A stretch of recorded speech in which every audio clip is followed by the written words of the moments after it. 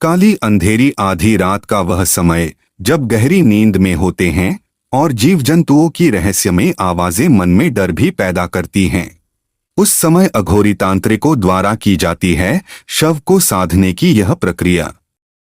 हम सोते हैं तब जागता है पूरा श्मशान, वह श्मशान जहां दिन के उजाले में जाने से भी रूह कांपती है, वहीं लगता है अघोरी तांत्रिकों और आत्माओं और शवों का मेला। और होती है शव की साधना।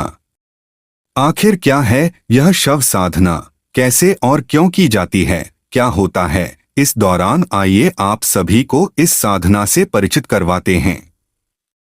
मित्रों, अघोरियों द्वारा खास तौर पर श्मशान में 3 प्रकार की साधनाएं की जाती हैं, जिनमें श्मशान साधना, शव साधना और शिव साधना शामिल हैं। प्रमुख रूप से इन साधनाओं को अघोरी प्रसिद्ध शक्तिपीठों जैसे कामाख्या शक्तिपीठ, तारापीठ, बगुलामुखी या भैरव आदि स्थानों पर करते हैं।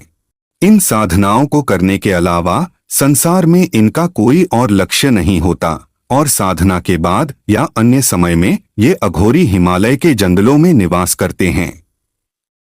इन्हें साधारण तौर पर देखा भी नहीं जा सकता, ना ही ये अघोरी तांत्रिक समाज में शामिल होते हैं, परंतु सिंहस्थ या कुंभ के समय इनके दर्शन आसानी से किए जा सकते हैं।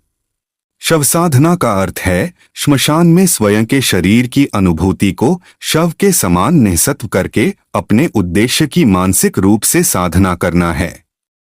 अघोरियों द्वारा की जाने वाली श्मशान साधना में श्मशान को जगाकर साधना की जाती है।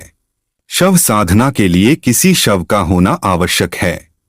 अघोरी यदि पुरुष है तो उसे साधना के लिए स्त्री के शव की आवश्यकता होगी, और यदि अघोरी स्त्री है तो शव साधना के लिए पुरुष का शव आवश्यक है।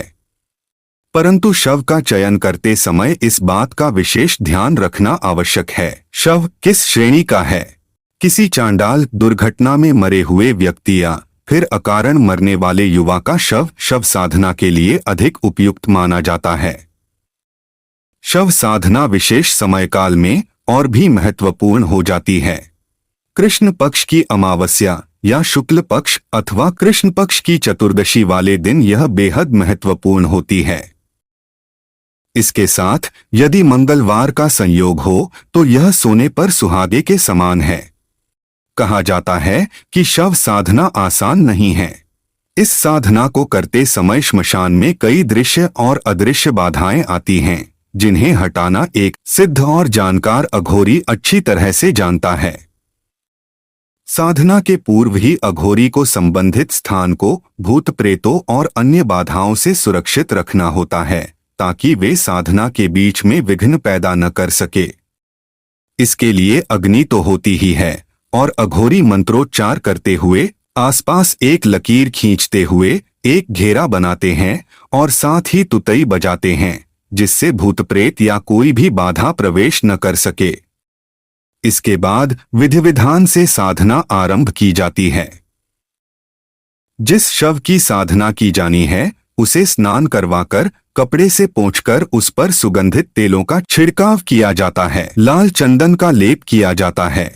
शव के उदर पर यंत्र बनाकर उदर पर बैठकर यह साधना की जाती है। साधना में लगातार मंत्रोच्चार और क्रिया जारी रहती है। शव साधना में विशेष बात यह है कि यह साधना उपयोग किए जा रहे शव की मर्जी से होना आवश्यक है, अन्यथा यह मुसीबत भी बन सकती है। चारों दिशाओं में रक्षा हेतु गुरु, बटुक, भैरव, योगिनी और श्री गणेश की आराधना भी की जाती है। भैरव और भैरवी की साधना भी इसमें आवश्यक मानी जाती है।